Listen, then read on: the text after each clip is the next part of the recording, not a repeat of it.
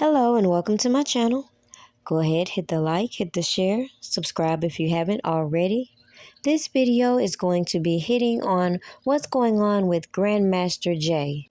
But before we get into the topic, let's check out this new song by my guy, Chris Terry.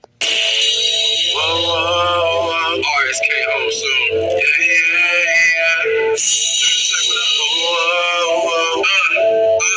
Yeah. 60 years. It's cold now. Told words of Levi. Fuck the other side and fuck your opinion. This is Big Five. Real 20, silly shit, nigga. Keep the 9 tucks. Live Fox, Mama Mary said you can go fuck a duck. Anybody follow when they bullshit? I ain't surprised. Bullshit stink. So that's the enterprise. Sorry for cussing Georgia girl. Sure to forgive me. Belinda, respectfully, I be watching like Miss Lady Z. We don't fuck with baby killing niggas, spicy cap niggas, old crew niggas, Don Russell supporting ass niggas. We don't fuck with unspent drum bitches, one pep smear bitches, or to be determined bitches. Y'all don't think this why we dreaming down a patient. Anastasia light a candle, me and Miss Virgil smoking straight. Really slow, I know EJ up in the shit. What up, caramel and faces, can't forget about my living. Strange thing really be the squad. The other thing really is the fraud. Say the strange thing really be the squad. The other thing really is the fraud. And we don't choke and choke and middle fingers to the B.I. B.I.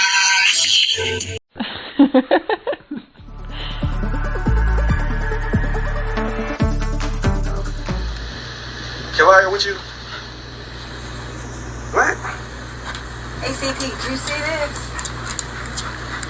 Look, if it ain't official Dana J, Levi for Kelly, Primadonnanews, I don't even want to see it. Just take the time. Look,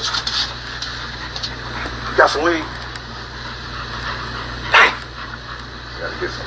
All right, Yesterday, at least 20 members of Johnson's coalition were actually there at the court at the trial from start of trial. That was on Tuesday. They've been wearing all black to show their support for Johnson. But after the verdict was delivered yesterday, you could definitely see and hear that emotion coming out of the courtroom. Now, a mostly white jury found Johnson guilty of assaulting, resisting, or impeding officers engaged in official duty, as well as brandishing a firearm in relation to a crime of violence. The U.S. attorney says Johnson used a firearm to threaten an officer, taking them away from their post on the rooftops as they were doing overwatch. The defense maintained Johnson was simply using his flashlight to see who was up there with no intention to threaten anyone. With Johnson now facing up to 20 years, I spoke with the Louisville attorney, Thomas Clay, to get more insight on a case like this. He says the U.S. attorney's choice to go with the most serious charge was likely tied to the presence of a firearm. There are basically 3 levels of punishment in this statute. Level 1 is a misdemeanor. Level 2 is up to 8 years. He got the enhanced penalty of up to 20 years because this enhanced penalty requires whoever in the commission of acts described in subsection A uses a deadly or dangerous weapon. And that's for the first count. Count 2 comes with no less than a 7-year sentence. However, federal probation officers will now interview Johnson, check his background, and the defense will likely have witnesses on his behalf to push the judge towards a lower sentence. Now, August 22nd is the date set for his sentence hearing. Johnson's attorneys say they plan to file a motion for acquittal and new trial.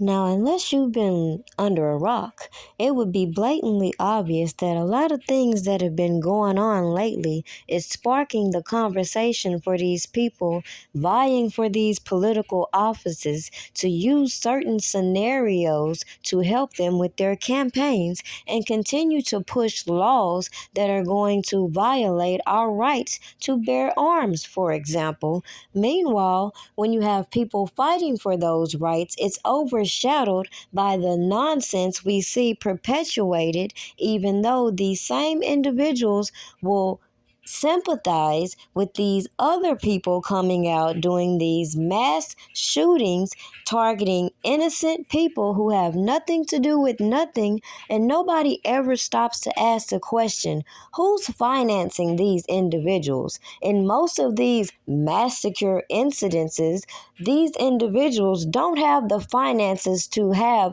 some of these weapons and tactical gear, yet you see more people trying to ignore certain facts and offer up so much information that would lead you to believe they're sympathizing with this person committing these heinous acts. These people jump right into the conversation of we need to do this and pass these laws and bypass how they sit on these platforms watching certain actions be carried out, threats be made, obvious signs of mental instability, and they don't want to talk about that fact alone.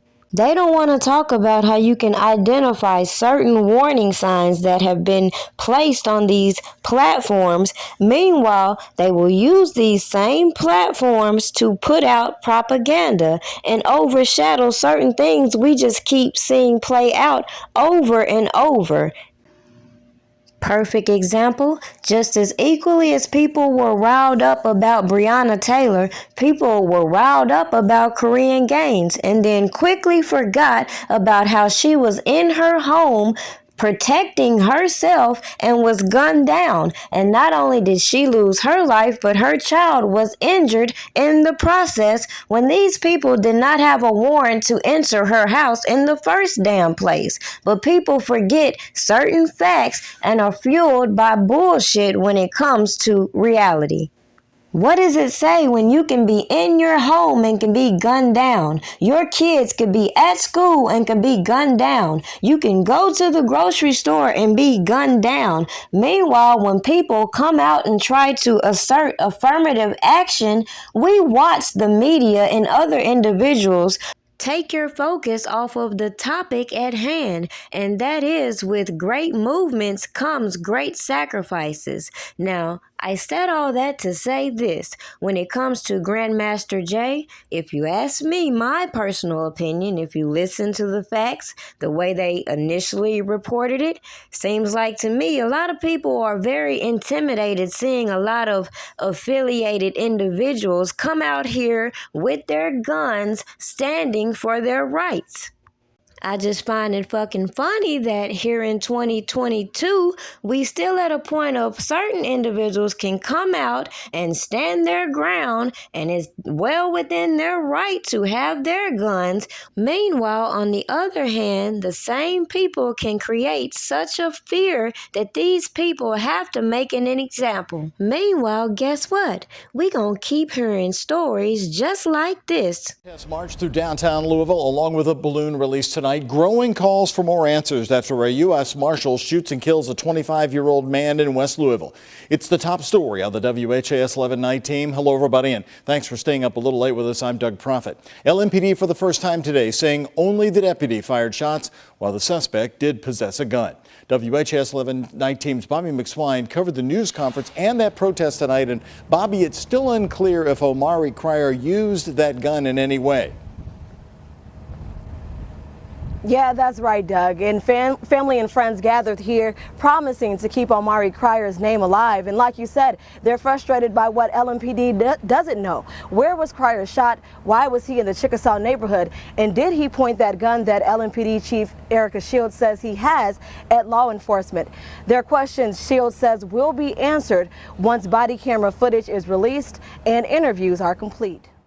Don't forget to like this video, share it, and go and check out my site, www.primadonnapastries.com. Have a good day.